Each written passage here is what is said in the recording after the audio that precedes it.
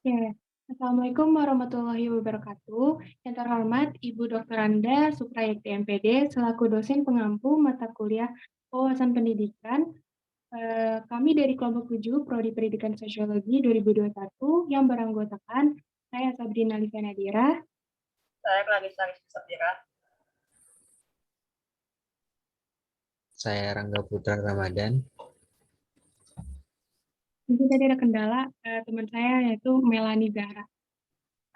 Kami akan mempresentasikan materi tentang sistem pendidikan Indonesia, yaitu kebijakan-kebijakan utama pendidikan di Indonesia, yaitu jenis, jalur, jenjang, dan kurikulum. Baik, materi pertama akan dijelaskan oleh rekan saya, Rangga. Baik, terima kasih sebelumnya moderator. Sebelum kita membahas lebih lanjut tentang jenis, jalur jenjang, dan kurikulum pendidikan di Indonesia, kita harus tahu bagaimana perjalanan kebijakan di Indonesia terlebih dahulu. Nah, perjalanan kebijakan di Indonesia terbagi menjadi awal kemerdekaan, masa demokrasi liberal, masa demokrasi terpimpin, masa Orde Baru, dan masa reformasi sampai sekarang. Nah, baik, langsung saja. Yang pertama ada awal kemerdekaan tahun 1945 sampai 1950. Pada awal kemerdekaan Indonesia, kebijakan-kebijakan pendidikan lebih mengarah kepada semangat menggelorakan keindonesiaan atau sebagai bentuk kesadaran kolektif terhadap pendidikan dan kemerdekaan, atau sebagian dari membangun identitas diri sebagai bangsa merdeka. Pemerintah pun mengangkat Ki Hajar Dewantara sebagai Menteri Pengajaran Pendidikan dan Kebudayaan atau PP dan K, atau yang dulu dikenal sebagai Menteri Pengajaran, yang bertugas untuk menyiapkan kurikulum yang berorientasi pada wawasan kebangsaan, memperbaiki sarana dan prasarana pendidikan, serta menambah jumlah pengajar. Setelah beberapa kali berganti, akhirnya Kementerian Pengajaran dipercayakan kepada Mr. Suwandi, dan terbentuklah Panitia Penyelidik Pengajaran Republik Indonesia yang diketuai oleh Ki Hajar Dewantara. Panitia ini bertugas untuk meneliti dan merumuskan masalah pengajaran di Indonesia setelah kemerdekaan, serta menyampaikan saran-saran kepada pemerintah. Tidak hanya itu, Panitia Penyelidik Pengajaran Republik Indonesia juga bertujuan untuk meletakkan dasar-dasar dan susunan pengajaran baru atau dasar struktur dan sistem pendidikan. Selain itu, tujuan umum dari pendidikan di Indonesia pada awal kemerdekaan adalah untuk mendidik anak-anak atau generasi penerus menjadi warga negara yang berguna bagi bangsa. Dengan kata lain, tujuan pendidikan pada awal kemerdekaan lebih kepada penanaman semangat patriotisme. Boleh di next. Nah, yang selanjutnya ada masa demokrasi liberal pada tahun 1951 sampai 1959. Nah, di tengah stabilitas politik yang tidak menentu, kebijakan pendidikan masih berkutat atau berjuang kepada penguatan kebangsaan. Dapat dikatakan bahwa pada masa ini, stabilitas politik menjadi sesuatu yang langka. Dengan demikian halnya, dengan program yang bisa dijadikan tonggak tidak bisa dideskripsikan dengan baik. Selama masa demokrasi liberal, telah terjadi beberapa kali pergantian kabinet, dan kebijakan pendidikan merupakan kelanjutan dari kebijakan menteri pada periode sebelumnya. Yang menonjol pada demokrasi liberal adalah terbitnya payung hukum legal di bidang pendidikan di Indonesia, yaitu Undang-Undang Nomor 4 Tahun 1950 yang berisi tentang dasar-dasar kependidikan dan pengajaran di Indonesia. Oleh karena itu, pendidikan dibagi atas pendidikan agama, pendidikan kemasyarakatan, pendidikan partikelir atau swasta. Selain itu, pada masa demokrasi liberal didirikan universitas baru, yaitu Universitas Hasanuddin di Makassar, Universitas Andalas di Padang, dan Universitas Pajajaran di Bandung. Boleh di next. Yang ketiga ada masa demokrasi terpimpin tahun 1959 sampai 1966. Pada masa demokrasi terpimpin, banyak terjadi kejadian-kejadian atau ujian yang menimpa bangsa Indonesia. Contohnya seperti konfrontasi dengan Belanda dalam masalah Irian Barat sampai peristiwa G30 PKI. Pada masa demokrasi terpimpin, kebijakan pendidikan sudah meluas dan status kementerian diubah menjadi menteri muda. Demikian pula kepada departemen yang membidangi pendidikan, terbagi menjadi menteri muda bidang sosial kultural, yang dipegang oleh Dr. Prijono, Menteri Muda PP dan K yang dipegang oleh Sudipjo, serta Menteri Muda urusan pengerahan tenaga rakyat yang dipegang oleh Sujono. Sampai akhirnya, karena arahan kebijakan sudah meluas, berimplikasi pada pendidikan yang tidak hanya diurus oleh satu kementerian saja, namun lebih dari 2 kementerian. Boleh di next. Yang keempat ada masa Orde Baru tahun 1966 sampai 1998. Setelah beberapa peristiwa di Indonesia berhasil dipadamkan atau diselesaikan, terjadilah peralihan pemerintahan dari demokrasi terpimpin ke demokrasi Pancasila, yang lebih dikenal sebagai masa Orde Baru dan dipimpin oleh Presiden Soeharto. Kebijakan pendidikan pada masa Orde Baru cukup banyak, luas, dan beragam. Selain itu, kebijakan pendidikan juga memiliki penguatan kebangsaan yang mendukung program stabilitas nasional, keamanan, serta pembangunan. Contohnya seperti kewajiban penataran, pedoman, penghayatan, dan pengamalan Pancasila atau 4P bagi peserta didik. Pembinaan kesiswaan melalui organisasi siswa intrasekolah atau OSIS, normalisasi kehidupan kampus dan kuliah kerja nyata bagi mahasiswa, perintisan sekolah pembangunan dan sekolah impres, hingga pembenahan ejaan bahasa Indonesia dengan ejaan yang disempurnakan atau EYD. Setelah itu, kebijakan kurikulum pendidikan pada masa Orde Baru pun meliputi pemberlakuan kurikulum 1968 tentang pembinaan jiwa Pancasila, kurikulum 1975 tentang proses pengembangan sistem instruksional atau yang dikenal dengan satuan pembelajaran. Kurikulum 1984 yang merupakan penyempurnaan dari kurikulum 1975 tentang cara belajar siswa aktif, sampai kurikulum 1994 yang berorientasi pada tujuan dan proses yang berlandasan oleh Undang-Undang Nomor 2 Tahun 1989 tentang Sistem Pendidikan Nasional. Kemudian, tanggung jawab sektor pendidikan diperluas dan diberi wewenang untuk mengelola pendidikan. Hampir di setiap departemen muncul sekolah kedinasan, sekolah dasar, sekolah menengah, dan sekolah tinggi yang menerapkan evaluasi belajar tahap akhir nasional atau EBTANAS, penelusuran minat bakat, serta ujian masuk perguruan tinggi negeri. Boleh di next. Dan yang kelima ada masa reformasi tahun 1998 sampai sekarang. Runtuhnya masa Orde Baru saat itu telah menumbuhkan berbagai macam gagasan baru pada pendidikan di Indonesia.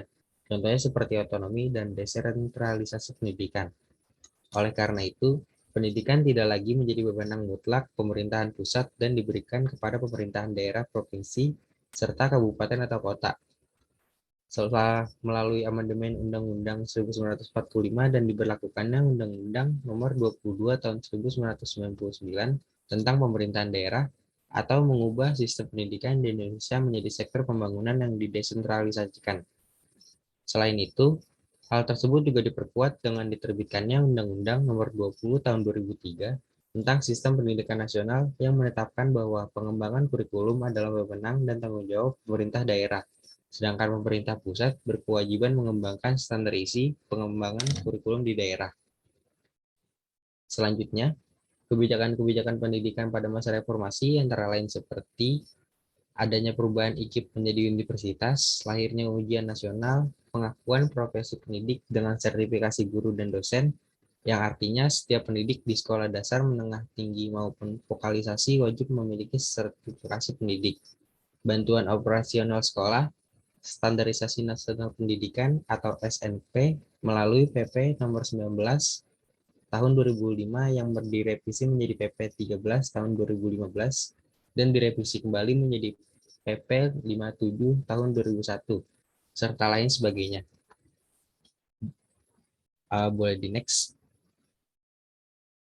Nah, dengan demikian, kebijakan yang berpusat pada standar nasional maupun internasional berdampak pada banyaknya percepatan di berbagai komponen pendidikan, mulai dari kurikulum, penilaian, peserta didik, guru, dosen, tenaga pendidik, sarana prasarana, pembiayaan, dan pengelolaan.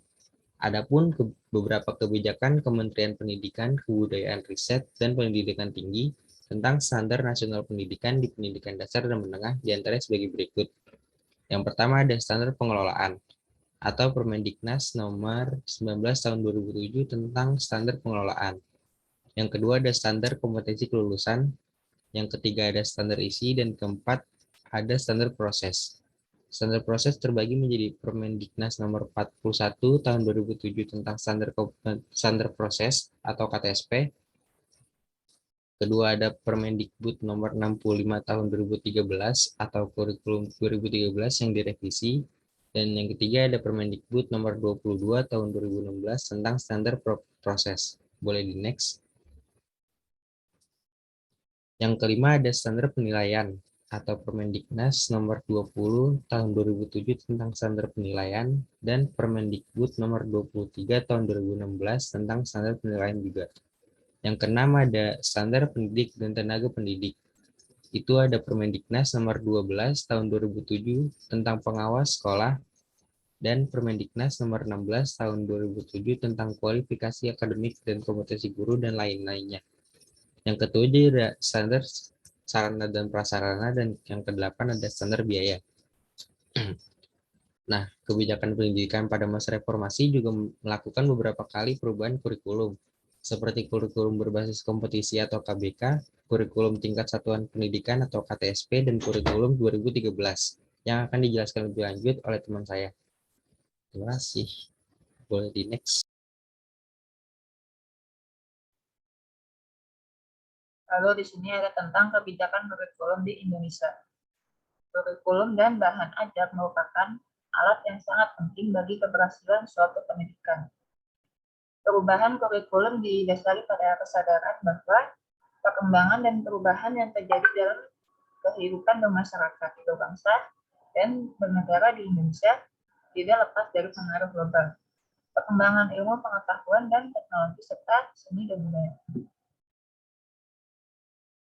Kebijakan kurikulum di bidang pendidikan memiliki peran yang sangat strategis. Kurikulum menjiwai dan mewarnai hampir di seluruh kegiatan pembelajaran baik di kelas maupun di luar kelas. Seperti telah dijelaskan sebelumnya, bahwa begitu banyak kebijakan kurikulum yang diterapkan. Berikut ini adalah tabel perubahan kurikulum di Indonesia. Lalu pada tahun 1947, kurikulumnya bernama Rencana Pelajaran 1947. Kurikulum ini merupakan kurikulum pertama di Indonesia setelah kemerdekaan. Istilah kurikulum masih belum digunakan, sementara istilah yang digunakan adalah rencana pelajaran. Lalu selanjutnya tahun 1964, yaitu Rencana Pelajaran 1964. Kurikulum ini masih sama dengan kurikulum sebelumnya, yaitu Rencana Pelajaran 1947. Lalu kurikulum 1968, kurikulum ini merupakan kurikulum terintegrasi pertama di Indonesia. Beberapa masa pelajaran seperti sejarah, ilmu bumi, dan beberapa cabang ilmu sosial mengalami fusi menjadi ilmu pengetahuan sosial. Beberapa mata pelajaran seperti ilmu hayat, ilmu alam, dan sebagainya mengalami fusi menjadi ilmu pengetahuan alam atau yang sekarang sering disebut sains. Lalu selanjutnya kurikulum 1975. Kurikulum ini disusun dengan kolom-kolom yang sangat rinci. Dan selanjutnya kurikulum 1984. Kurikulum ini merupakan penyempurnaan dari kurikulum 1975. Selanjutnya tahun 1994. Kurikulum ini merupakan penyempurnaan dari kurikulum 1984. Selanjutnya kurikulum berbasis kompetensi atau KBK dari UNPAD. Kurikulum 1964 adalah kurikulum nasional terakhir yang dikembangkan oleh pemerintah pusat dan dinyatakan berlaku secara nasional. Memang dimulai pada tahun 2000, pemerintah pusat sudah mengembangkan kurikulum baru untuk dinyatakan berlaku sebagai kurikulum 2004. Sesuai dengan tradisi 10 tahunan, kurikulum baru ini dikembangkan berdasarkan pendekatan kompetensi. Walaupun demikian, kurikulum 2004 menjadi permasalahan nasional yang krusial. Karena sebelum kurikulum ini diimplementasikan secara nasional, perkembangan baru terjadi dalam dunia pendidikan Indonesia. Kurikulum ini belum diterapkan di seluruh Indonesia. Beberapa sekolah telah diuji coba dalam rangka proses pengembangan kurikulum ini. Lalu selanjutnya, kurikulum tingkat satuan. KBK sering disebut juga sebagai jiwa KTSP, karena KTSP sesungguhnya telah mengadopsi KBK. Kurikulum ini dikembangkan oleh BSMP atau Badan Standar Nasional Pendidikan, dan yang terakhir adalah kurikulum 2013. Kurikulum 2013 yang akan dilaksanakan tahun ini hasil pengembangan dari KTSP, yaitu pengembangan kurikulum sudah menjadi silabus, teks, serta buku pedoman baru. Hal tersebut akan meringankan pekerjaan guru karena tidak perlu membuat silabus lagi. Guru hanya tinggal membuat rencana pengajaran dalam bentuk RPP. Berdasarkan uraian di atas, bagaimana perbandingan kebijakan pendidikan tiap periode dari berbagai sudut pandang, yaitu guru, sarana prasarana, arah, dan tujuan pendidikan dan lain-lain. Lalu membuat bagaimana perbandingan kurikulum yang berlaku tiap periode, terutama pada titik berat capaian pendidikan di tiap arah. Selanjutnya akan dibaca oleh teman saya. Oke, baik. Selanjutnya ada jalur, jenjang, dan jenis pendidikan di Indonesia. Yang pertama, jalur pendidikan. Menurut Undang-Undang Nomor 20 Tahun 2003, Pasal 13 Ayat 1 dinyatakan bahwa jalur pendidikan terdiri dari pendidikan formal, non-formal, dan informal. Berikut penjelasan mengenai beberapa jalur pendidikan. Yang pertama, jalur pendidikan informal. Livingstone mendefinisikan pendidikan informal adalah setiap aktivitas yang melibatkan pursuit pemahaman, pengetahuan, atau kecakapan yang terjadi di luar kurikulum, lembaga yang disediakan oleh program pendidikan, kursus, atau lokakarya. Pendidikan yang diberikan dalam lingkungan keluarga yang dipersiapkan suatu model mendidik dengan tujuan membentuk kecakapan hidup sebagai dasar dalam kehidupan selanjutnya. Boleh di next? Yang kedua, jalur pendidikan non-formal. Jalur pendidikan non-formal merupakan pendidikan yang diselenggarakan di lingkungan masyarakat dengan sistem pelaksanaan yang berjenjang dan berstruktur. Pendidikan non-formal bertujuan untuk pengembangan potensi peserta didik pada penguasaan pengetahuan dan keterampilan fungsional, serta pengembangan sikap dan kepribadian profesional. Sistem pembelajaran pada pendidikan non-formal berbeda dengan pendidikan formal, di mana sistem pembelajarannya lebih fleksibel, sehingga membuat siswa belajar kapan saja dan di mana secara mandiri. Boleh di next? Yang ketiga, jalur pendidikan formal. Jalur pendidikan formal merupakan jalur pendidikan terstruktur dan berjenjang yang dilaksanakan di sekolah dengan persyaratan tertentu sesuai aturan yang ditetapkan. Pendidikan formal adalah lembaga pendidikan kedua setelah pendidikan informal, yaitu pendidikan umum dan pendidikan tinggi. Kemudian, pendidikan umum terbagi menjadi pendidikan dasar yang dikenal dengan pendidikan anak usia dini atau PAUD, sekolah dasar atau madrasah ibtidaiyah atau MI, serta sekolah menengah pertama dan madrasah sanawiyah atau MTS. Sedangkan untuk pendidikan menengah terbagi menjadi sekolah menengah atas dan sekolah menengah kejuruan atau SMK. Pendidikan tinggi merupakan kelanjutan pendidikan melanjutkan peserta dan didik menjadi anggota masyarakat yang memiliki kemampuan akademik maupun non-akademik. Boleh di next? Selanjutnya ada jenjang pendidikan di Indonesia. Jenjang pendidikan di Indonesia terbagi menjadi jenjang pendidikan dasar, menengah hingga tinggi. Jenjang pendidikan dasar dan menengah termasuk dalam jenjang pendidikan umum yang mengutamakan pendalaman pengetahuan peserta didik untuk melanjutkan ke jenjang pendidikan tinggi. Yang pertama, jenjang pendidikan anak usia dini atau PAUD. Merupakan jenjang pendidikan sebelum menempuh jenjang pendidikan dasar yang bertujuan untuk pembinaan anak hingga usia 6 tahun melalui pemberian rangsangan pendidikan dengan membantu menumbuhkan rohani dan jasmani. Bentuk penyelenggara pendidikan anak usia dini dengan peletakan dasar agama dan moral, fisik, motorik, kognitif, bahasa, sosial, emosional, dan seni sesuai dengan keunikan pada kelompok usia. Ruang lingkup pendidikan anak usia dini diantaranya bayi usia 0-1 tahun, balita 2-3 tahun, dan kelompok bermain 3-6 tahun. Boleh di next? Yang kedua, jenjang pendidikan dasar. Merupakan jenjang terbawah dari sistem pendidikan nasional dengan pendidikan awal selama 9 tahun pertama, masa sekolah anak-anak yang diselenggarakan selama 6 tahun di sekolah dasar atau madrasah ibtidaiyah, dan 3 tahun di sekolah menengah pertama atau madrasah sanawiyah. Jenjang pendidikan umum terbagi menjadi jenjang pendidikan dasar dan menengah. Boleh di next? Yang ketiga, jenjang pendidikan menengah. merupakan jenjang pendidikan yang mempersiapkan peserta didiknya bekerja dalam bidang tertentu, atau biasa disebut dengan pendidikan kejuruan. Jenjang pendidikan menengah yang biasa dikenal terbagi menjadi sekolah menengah atas dan sekolah menengah kejuruan. Boleh di next. Yang keempat, jenjang pendidikan tinggi. Pada jenjang ini, peserta didik diarahkan pada dua kebutuhan seperti pendidikan umum, yaitu fokus pada pengembangan akademik yang di bidang masing-masing, dan keterampilan yang akan berorientasi pada dunia kerja dan industri atau vokasi. Untuk pendidikan pengembangan ilmu pengetahuan dilaksanakan pada pendidikan akademik seperti strata 1 atau S1, S2 maupun S3. Sedangkan yang berbasis pada keterampilan tertentu dilaksanakan pada pendidikan vokasi seperti diploma 1, D2, D3, serta D4. Boleh di next. Selanjutnya ada jenis pendidikan di Indonesia. Yang pertama, pendidikan akademik. Merupakan pendidikan tinggi yang ditempuh peserta didik untuk melanjutkan penguasaan ilmu pengetahuan dengan program sarjana atau S1, magister atau master S2, hingga doktor atau S3. Pada pendidikan akademik, peserta didik akan lebih banyak mendapatkan teori dibandingkan praktik. Boleh di next. Yang kedua, pendidikan vokasi. Merupakan pendidikan tinggi yang mempersiapkan peserta didik untuk memiliki keahlian khusus atau pekerjaan tertentu.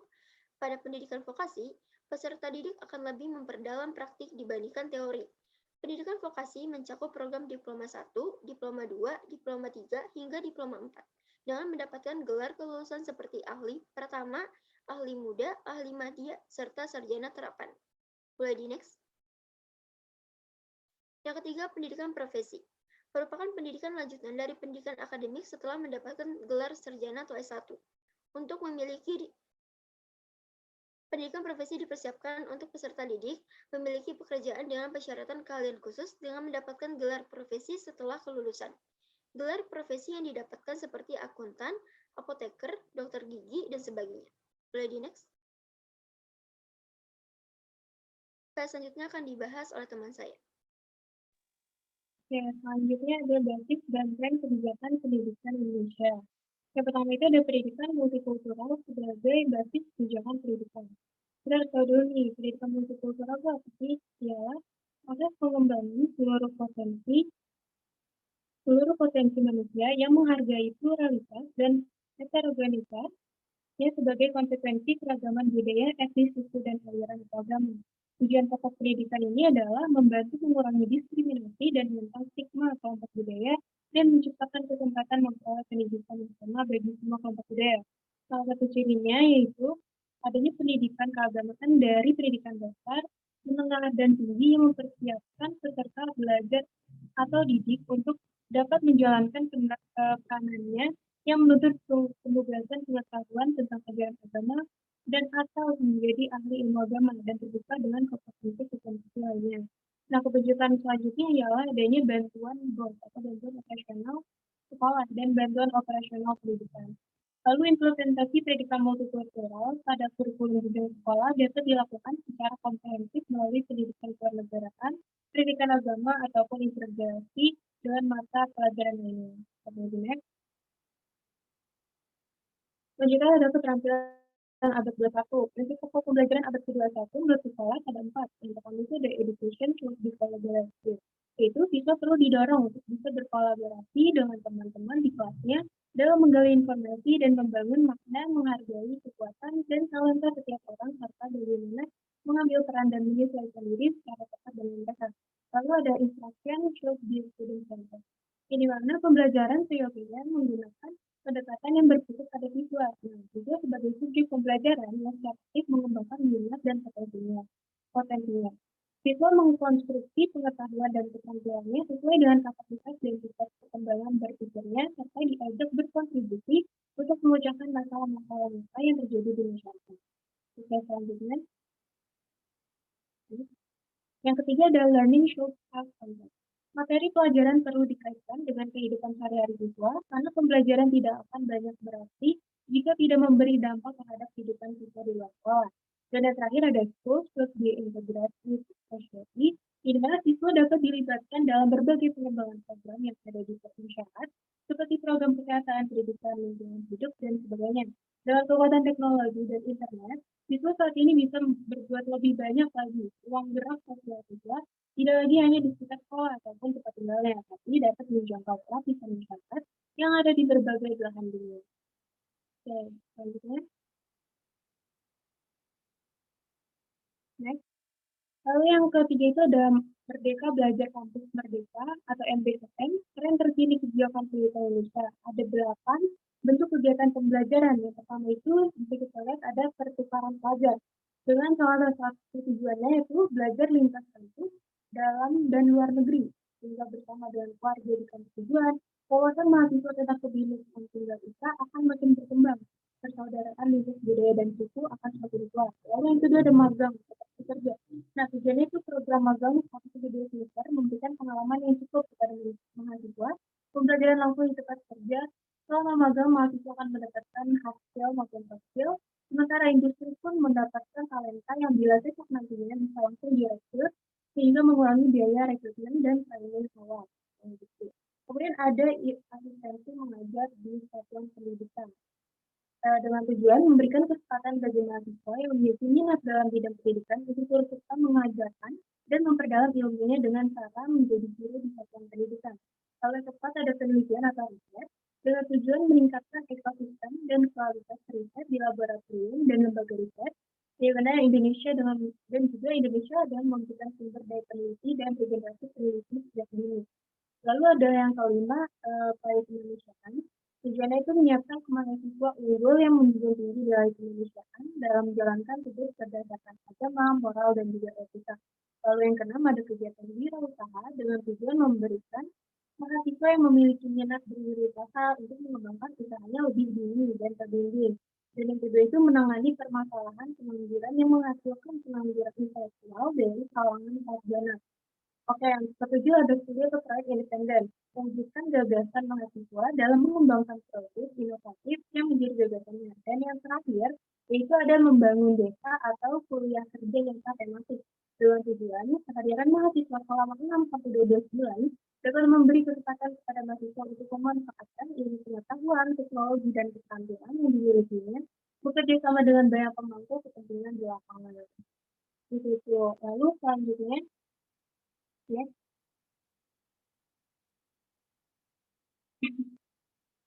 Oke, yang terakhir ada pendidikan kebencanaan. Indonesia adalah salah satu supermarket bencana nih yang terbesar di dunia. Bertemunya tingkat epidemi di Indonesia merupakan potensi bencana yang besar, sekaligus keuntungan yang berlimpah akan sumber daya alam. Kondisi ini pula sudah diketahui, namun sampai saat ini pendidikan kebencanaan masih jauh belum banyak diakomodir oleh kebijakan pendidikan terutama di pendidikan formal. Nah, peta risiko bencana dan potensi bencana Indonesia di berbagai daerah berbeda-beda sesuai dengan kondisi dan situasi alam serta keadaan daerahnya. Oke, next. Berikut adalah sumber yang kami pakai dalam presentasi kami.